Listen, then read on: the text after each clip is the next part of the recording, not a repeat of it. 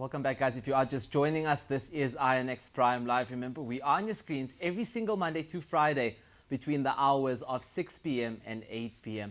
Now, we are thrilled to welcome Raeesa Bayat, who is a dynamic leader whose career seemingly blends professional excellence with a deep commitment to ethical banking and community development. Now, with a Bachelor of Business Science honors degree in finance, majoring in marketing and economics, Raeesa brings a wealth of knowledge and expertise to her role as a corporate relationships manager at Baraka Bank South Africa. Now, she's also the director of Startup Grind Durban, as well as she played such an important and vital role in fostering an inclusive entrepreneurial ecosystem. Now, she joins us tonight to tell us about her journey in the finance and entrepreneurial sector. Assalamu alaikum, Raeesa. Thank you so much for joining us here at INX Prime Live.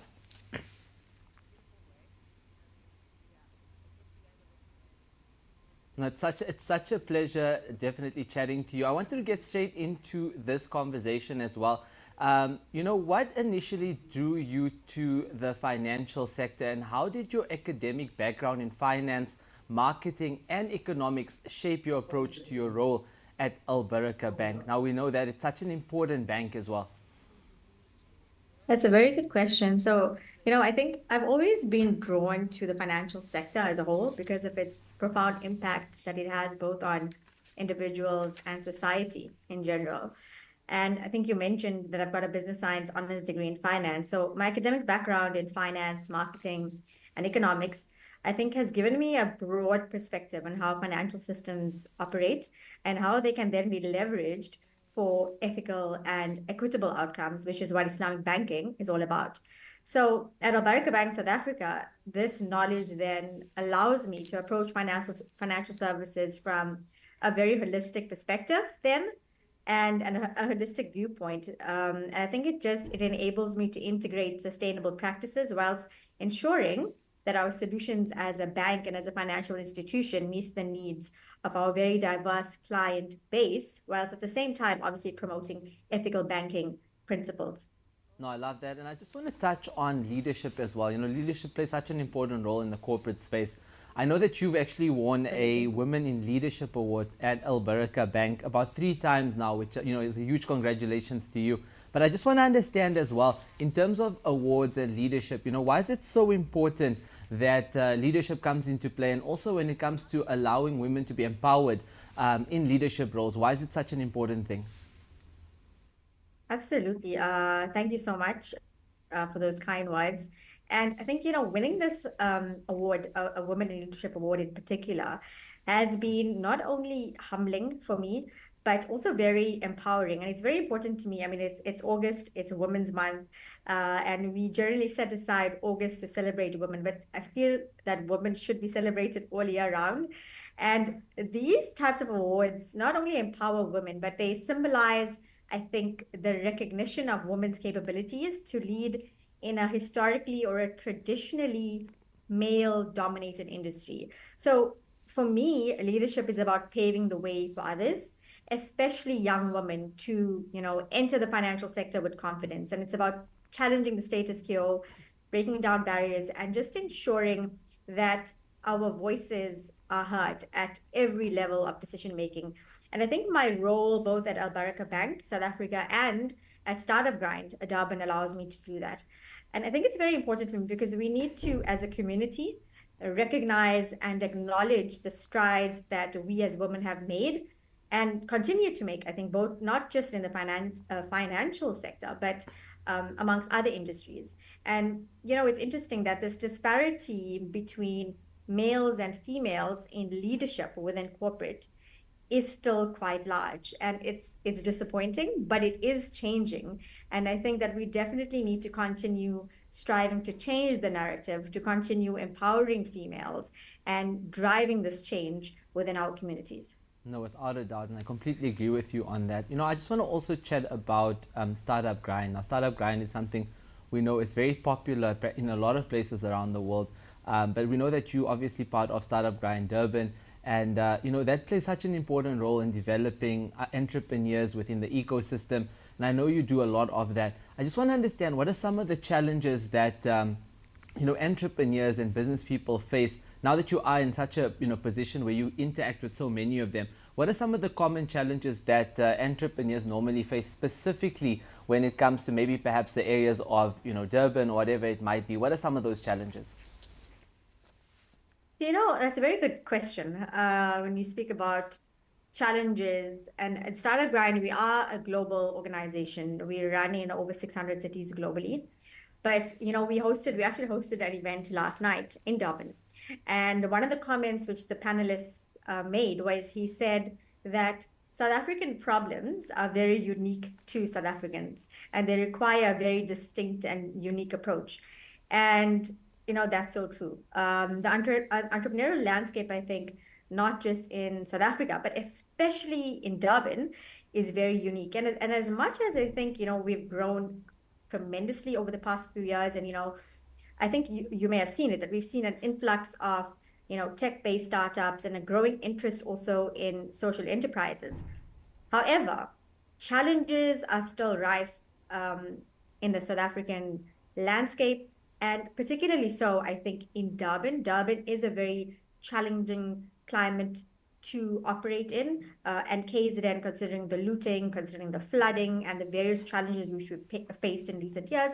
And with that, obviously, COVID, which is a global issue. But some of the challenges, I think, are access to funding and resources. I think this remains a significant challenge, especially so for female entrepreneurs, number one. And secondly, for those in underserved communities. So South Africa as a whole, we have a very large unemployed population, and access to resources is very difficult. But on the other hand, I think as much as we speak of challenges, opportunities are still vast. And I think we must still recognize that the opportunities are there. And there are a lot of industries, and I think particularly the industries that I want to mention are industries such as agriculture, technology, green energy within the South African and the African landscape. These industries are quite prevalent. There's a lot of opportunities. There's a lot of potential for startups to get into this space. So as much as I think, the community we've become a lot more collaborative, and we're getting there, and we're creating a strong ecosystem of support for entrepreneurs, I do feel like we're not doing enough. And this is where organizations such as Startup Grind come in, where I think there's a lot more that needs to be done for the youth, for the informal sector, and so we need to do more, and that's where Startup Grind comes in. That's where organizations such as Baraka Bank, I think, comes in. So. No, that's very, very true. And I think, having platforms like Startup Grind definitely plays an important role. And we definitely want to see more of that. We have that whole conversation as well around VCs in South Africa and the use of them, and also the accessibility of them, especially when it comes to SMMEs and people looking for funding. I think it is quite a difficult process compared to other countries, but it's something that we definitely want to work on. I just want to touch on something that you created and launched very recently. Now, I know that you have a mentorship program as well as a fund for the informal sector that you guys have just launched. Tell us a little bit more about that, and also what would you like to achieve from this fund and this program as well? So I think, ultimately the inspiration behind this initiative came from seeing the potential of informal businesses in South Africa. And then again, like I mentioned, the lack of access to resources and networks. So the mentorship program is something which we're piloting this year. It's something which we've started. So we have an initial cohort of 7 mentees who are currently being mentored by a team of industry professionals who are experts and who are entrepreneurs themselves. And the idea behind this mentorship program is to essentially bridge that gap by providing, guidance and support. So funding is one thing. So yes, we need funds, you need capital to start your businesses, but you can have the funds, but still not operate optimally. And as we know, the failure rate of startups, both in South Africa, Africa, and globally, is quite high. And so that guidance and that support and that mentorship is very important, hence the mentorship program. With respect to the fund, I think I mentioned, the lack of accessibility to the informal sector. And I think what we're trying to do here is bridge that gap and create a network of collaboration between the informal sector and the more formalized sectors. So the idea behind this fund is essentially to identify businesses and startups within the informal sector who now require funding, but not just funding, but also require that support and just, a guiding hand to help them grow their businesses. And then I think just to empower entrepreneurs in the informal sector to formalize their businesses, to create jobs, because obviously lack of jobs is a huge issue in South Africa, and then essentially just contribute meaningfully to the economy. So ultimately for me, I think I just want to see a thriving community of resilient entrepreneurs who are, just equipped to succeed. And that's essentially the idea behind these initiatives, which we've launched at Startup Grind. Yeah, that's very, very interesting. And if you think about it, as more of these informal sectors, the more businesses we create, the more they'd actually, employ their peers, and we're going to then reduce unemployment. The economy will do better. So I completely agree with you. I just want to touch on your role as well. I mean, you play, very prominent executive roles both at Baraka Bank as well as at Startup Grind Durban. I just want to know, how do you balance both of those, and also how does it complement, your own goals and your own dreams in terms of a personal and a business perspective as well? It's a very good question. So I think it requires a lot of discipline. So my role at the Baraka Bank, that's my day job. That's my 8 to 5 sort of job. And then Startup Grind is a voluntary initiative that I've undertaken my to do on the sidelines, and it's a passion of mine. And I think, essentially I'm passionate about both because both allow me to drive meaningful change. So at Albaraka, I focus on promoting ethical banking and ethical practices while servicing a corporate base as part of my portfolio as a corporate relationship manager. At Startup Grind, I support entrepreneurship and innovation. But as much as some may see them to be I don't think you can look at them in isolation. So I think that these roles complement each other, because they're both about creating a positive impact on society. And personally, they align with my commitment to economic empowerment, to, addressing, issues like social justice. And professionally, they help me to stay connected with diverse networks and insights, I think, that enrich me in both workspaces. So both at Startup Grind and Albaraka Bank. And I think they're both very fulfilling, very enriching roles, and they're allowing me to grow personally as well as professionally.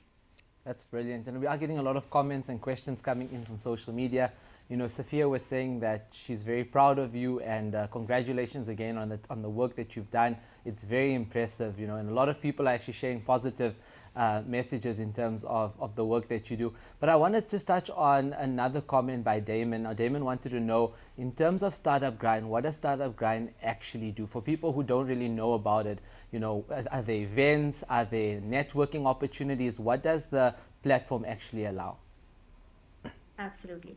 So I think I mentioned Startup Grind is a global community. And what's interesting is that globally, we have a member base of over 5 million members, which is amazing. So there's two things that we do. Essentially, our idea is to our idea and our aim is to educate, inspire, and empower entrepreneurs. So we do host events. So in South Africa, we've got 5 chapters that run. The 3 main chapters are in Durban, Johannesburg, and Cape Town.